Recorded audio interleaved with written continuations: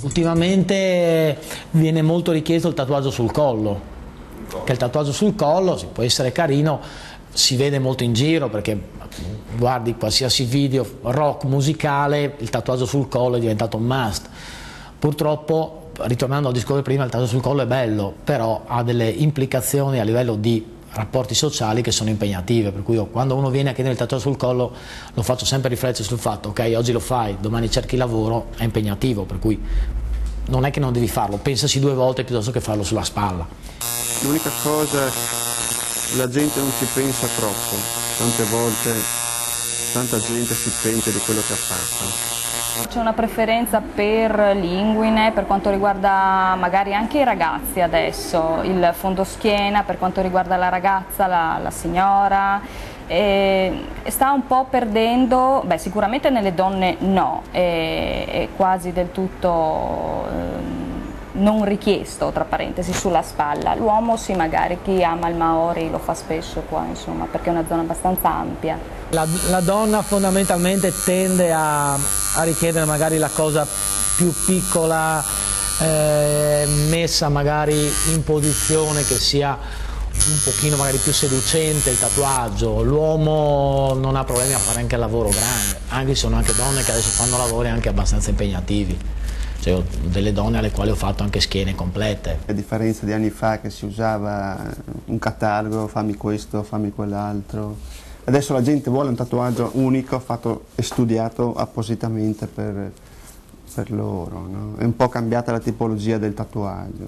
I più richiesti sono sicuramente tribali, che non hanno un particolare significato in sé. Poi vabbè, la donna più il delfino, la fattina, questa così, la farfalla, questa cosa qua.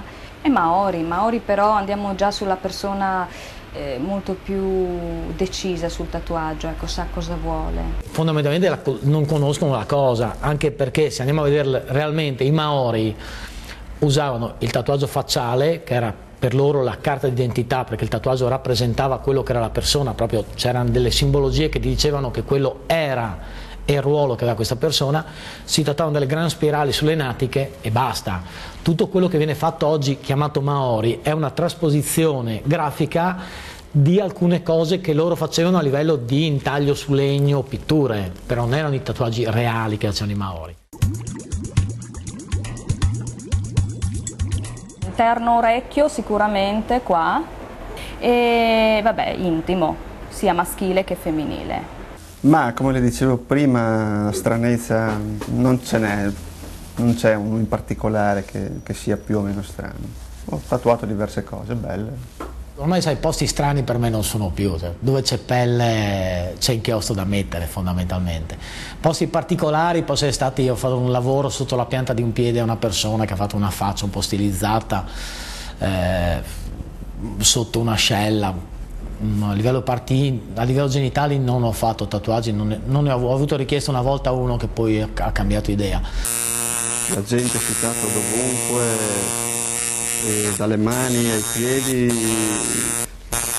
parti intime anche può essere, poi quello che può essere strano per noi magari per loro è una cosa comune.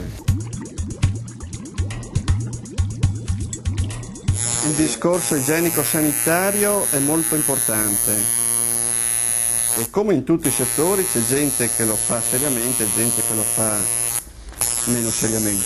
I rischi di infezione, se si va in studi diciamo seri, che hanno una loro storia, che hanno le autorizzazioni della ASL per lavorare, che lavorano con tutti i crismi che vengono richiesti, per cui la sterilizzazione, tutto materiale monouso, imbustamento di tutte le macchinette, tutto quello che si tocca durante la lavorazione, eccetera, non ci sono problemi. Tutti i colori sono tutti i colori specifici per tatuaggio, quelli che si acquistano.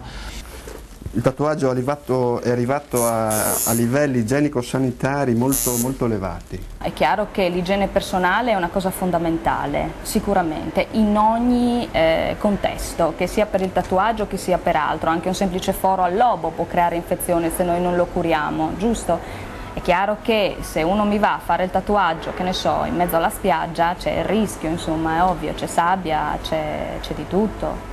Se io tatuo una persona e questo qua il giorno dopo va a rotolarsi in mezzo al fango e ha un'infezione, non può poi venire a lamentarsi con me che ha avuto un'infezione quando io ho lavorato con tutti i criteri. È improbabile che, seguendo delle normative specifiche che noi abbiamo, succeda qualcosa sul tatuaggio, perché per quanto riguarda l'attrezzatura è tutta monouso. Dopodiché sta l'igiene personale, la cura che il cliente dà al tatuaggio. Solitamente si consiglia la crema da adoperare più volte al giorno per tenere morbido la parte, chiaramente, perché va a seccare molto la zona, no?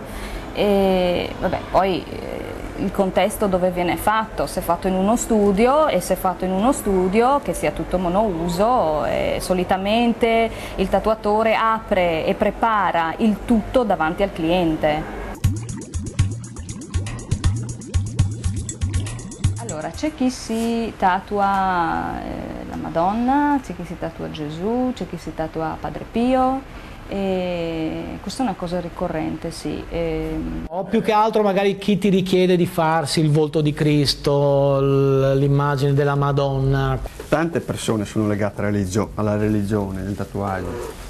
Sicuramente iconografie sacre, immagini sacre sono molto diffuse, sì. Beh, i copti si tatuavano simboli religiosi, anche durante le crociate tutti i pellegrini che andavano in Terra Santa tornavano facendosi fare un piccolo tatuaggio, solitamente una croce o cose riferite a un ambito religioso, per avvalorare il fatto che avevano fatto questo percorso. Lo fanno se non altro perché per un pegno, perché è stato esaudito un loro desiderio. Ce n'è anche di quelli, sono sono meno richiesti, comunque ci sono, sì. Ci sono a momenti, io in questi anni il Che Guevara l'ho tatuato abbastanza, in alcuni ho tatuato dei simboli runici. Le croci celtiche, quelle sono quelle più adoperate, però sono un po' nascoste, no, nel significato, cioè non tutti colgono inizialmente guardandolo, no, in sé. E uno che fa un tatuaggio politico così lo fa proprio per metterlo in mostra. Chi se lo fa è molto dichiarato, sì. Un esibizionista, secondo me. Poi non è sempre detto che la persona si faccia per forza il simbolo esplicito, che può essere la falce e il martello piuttosto che la svastica. Magari ti fai il vichingo, che nel caso è vicino a determinati ambienti, piuttosto che la stella, che magari è vicino ad altri, che però è rappresentativa senza essere così palese.